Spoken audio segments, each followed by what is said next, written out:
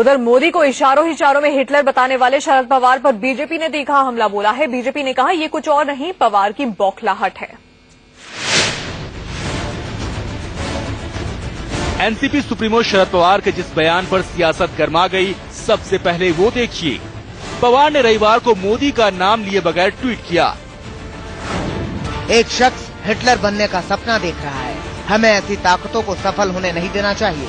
इस शख्स की ऐसी कोशिश को नाकाम करना होगा। पवार के हिटलर वाले बयान पर जेडीयू ने सुर में सुर मिलाया तो बीजेपी ने तीखा हमला बोला।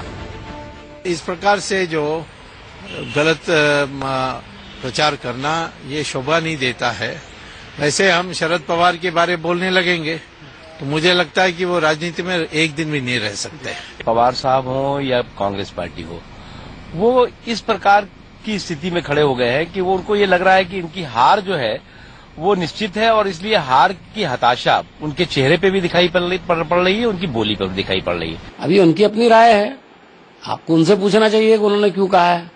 मेरे ख्याल में तो वो जिस तरफ इशारा कर रहे हैं वो ठीक ही कर रहे हैं। श्री नरेंद्र मोदी के स्वभाव में कुछ हिटलरवादी गुण हैं।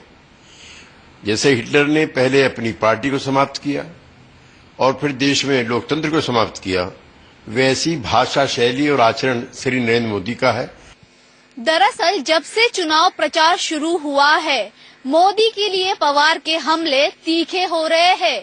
पहले पवार और उनके पार्टी के नेताओं से कई ऐसे बयान आए जिससे संकेत गया कि पवार का रुझाव एनडीए की तरफ हो रहा है और शायद इसी गलतफहमी को वोटरों के दिमाग से हटाने के लिए पवार की यह तल्ख टिप्पणियां